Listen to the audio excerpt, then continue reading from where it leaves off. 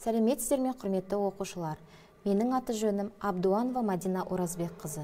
Қазақ тілі мен әдебиеті пәнінің мұғалімімін. Онлайн мектепке қош келдіңіздер. Бүгінгі сабағымыздың тақырыбы академиктің стипендиясынан. Тақырыпты меңгерудегі оқу мақсаты алдарыңызға беріліп тұр.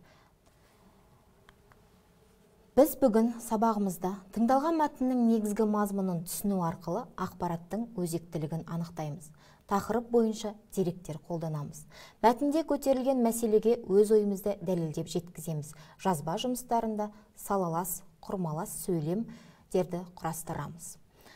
Құрметті оқушылар, сіздерге алдарыңызға тыңдалым материалын ұсынамын. Тыңдалым материалын ұсына отырып, алдарыңызға сіздер нені дайындап отырасыздар? Яғни тыңдалым бойынша сұрақтарға дайындала отырыңыздар. Қазақ КСР ғылым академиясының тұңғыш президенті кім? Қаныш Сәтбаев қайда дүниеге келді? Қаныш Сәтбаевтың шын есімі кім? Қаныш Сәтбаевтың бүкіл өмірі нені зерттеумен өтті? Және де балалар, тыңдалым материалының негізгі ойын анықтап дайындап отырсаңыздар. Алан, маған көмектесші. Я, Дана, қандай көмегім қажет? Мұғалім, үй тапсырмасына еліміздің атақты бір академигі туралы жазып келуді берді. Бірақ мен кім туралы жазатынымды білмей отырмын.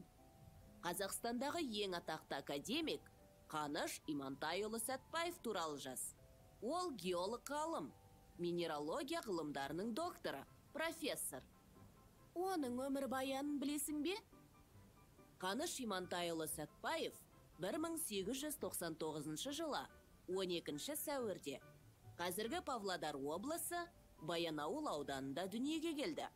Шын есімі Ғабдул Ғани. Сауатын ауыл молдасынан ашады. Еңбек жолын ауылдағы қазақ мектебінде мұғалім болудан бастайды. Ал оның академик ретінде ғылымға сіңірген қандай еңбектері бар? Оны Зияттан сұрап көрейік. Сәлем, Зият, бізге Қаныш Сәтбаев туралы айтып берші. Сәлем балалар. Қаныш Сәтбаев Жезқазған Ұлытау ауданында көптеген кен көздерін ашқан ғылым. Академиктің жетекшілігімен Жезді марганец кені барланып, іске қосылған. Оның қалауымен Қазақ КСР геология министрлігі мен Қазақстан ғылым академиясы құрылды. Оның геологиядан басқа мәдениет саласы мен тарихта қалдырған еңбегі мол. Өте қызық. Қаныш Сәтбаев атамыз расымен де ғұлама ғалым екен. Я, дұрыс айтасың. Енді мен үй тапсырмасын орындай алам.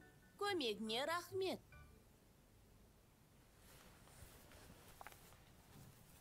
Балалар, тыңдалым материалы сіздерге түсінікті деп ойлаймын. Енді сіздерді тыңдалым материалы бойынша алдын ала берілген сұрақтар бойынша жауаптарыңызды тексеріп көрейік. Қазақ КСР ғылым академиясының тұңғыш президенті кім? Я, дұрыс айтасыздар, ол Қаныш Имантайұлы Сәтбаев. Қаныш Сәтбаев қайда дүниеге келді? Өте жақсы балалар. Қазіргі Павлодар облысы Баянауыл ауданында дүниеге келді. Қаныш Сәтбаевтың шын есімі кім? Өте жақсы. Қаныш Сәтбаевтың шын есімі Ғабдул Ғани. Қаныш Сәтбаевтың бүкіл өмірі нені зерттеумен өтті? Келісемін, Қазақстанның минералдық ресурстарын және рудалық кендерін зерттеумен өтті. Өте жақсы. Тыңдалым материалы бойынша дайындалған сұрақтарға жауап бере отырып, балалар сіздерге тыңдалым материалының негізгі ойы ол Қаныш Сәтбаев туралы ақпарат беру. Өте жақсы балалар. Тапсырмамен өте жақсы жауап бердіңіздер. Келесі оқылым тапсырмасы. Оқылым тапсырмасы бойынша бізге ұсынылып отырған академик бұл Асқар Жұмаділдаев. Асқар Жұмаділдаев 25 ақпан 1956 жылы Қызылорда облысы Шиелі ауданы Шиелі кентінде дүниеге келген. Белгілі қазақстандық ғалым және қоғам қайраткері, физика-математика ғылымдарының докторы, профессор, Қазақстан ұлттық ғылым академиясының академигі. Асқар Жұмаділдаев 1962 жылы номері 299 теміржол 4 жылдық бастауыш мектебінде, 1966-69 жылдары номері 45 октябрьдің 14 жылдық атындағы қазақ орта мектебінде білім алады. Кейінірек 1970-72 жылдары Алматыдағы номері 56 Сәтбаев атындағы орта мектепте оқыды. 1980-90 жылдары математика және механика институтында кіші аға жетекші ғылыми қызметкер болды. 1990 жылдан сол институтта алгебра лабораториясының меңгерушісі. Жұмаділдаевтың негізгі ғылыми зерттеу еңбектері Ли алгебрасының когомология теориясына арналған. Өте жақсы. Балалар, оқылым материалы егер барлығымызға түсінікті болса, осы материал бойынша сәйкестендіру кестесін толтырып көрсек. Сәйкестендіру кестесінде мәтіндегі ақпараттарды жылдармен сәйкестендіреміз.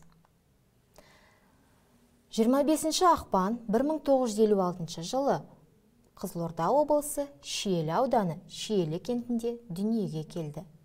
1966-69 жылдары номері 45 октябрьдің 14 жылдық атындағы қазақ орта мектебінде білім алды. 1970-72 жылдары Алматыдағы номері 56 Сәтбаев атындағы физика-математика интернатында оқыды. 1980-90 жылдары математика және механика институтында кіші аға жетекші және ғылыми қызметкер болып қызмет атқарды. Өте жақсы балалар, маған жақсы көмектесіп жатсыңдар.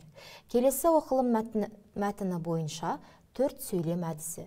Бұл жерде мәтіндегі деректерді қолдана отырып, өз ойымызды дәлелдеп жеткіземіз. Және де салалас құрмалас сөйлемдерді құрастырып шығамыз. 4 сөйлем әдісінің жүру тәртібін бәріміз де білеміз. Пікір, оқыған мәтін бойынша өз пікіріңізді бір сөйлеммен жазасыз. Дәлел, өз пікіріңізді бір сөйлеммен дәлелдейсіз. Мысал, пікіріңді өмірмен байланыстырып, мысал келтіресіз. Қорытынды, тақырып бойынша қорытынды жазасыз. 4 сөйлем әдісінің жүргізілу тәртібі егер есімізге түсіп дайын болсақ, 4 сөйлем әдісі бойынша сөйлем құрастырып көрейік. Менің ойымша, Асқар Жұмаділдаев ғұлама ғалым. Себебі математика ғылымының дамуына зор үлес қосты. Математика институтында ғылыми қызметкер болды және Ли алгебрасының когомология теориясына арналған еңбек жазды. Қорыта айтқанда, Асқар Жұмаділдаев Қазақстан ғылым академигі. Өте жақсы балалар. 4 сөйлем әдісі бойынша мәтіндегі деректерді қолдандық, өз ойымызды дәлелдедік және бұл жерде және ыңғайлас салалас жалғаулығын қолданып, салалас құрмалас сөйлем құрастырдық. Өте жақсы. Мақсатымызға жеттік деген ойдамын. Келесі кері байланысты толтырсақ. Бүгінгі сабақта маған не қызықты болды және несімен қызықты болды? Маған не қиындық туғызды? Және де егер сабақ бойынша сұрақтар туындап жатса, үй тапсырмасының нәтижелерімен бірге мұғалімдеріңізге жолдай аласыздар. Ал үй тапсырмасына академиктің біріне хат жазасыздар. Хат көлемі 70-80 сөзден тұрады және салалас құрмалас сөйлемді құрастырасыз. Егер тапсырмалар түсінікті болса, зейін қойып тыңдағандарыңызға рахмет, қош сау болыңыздар.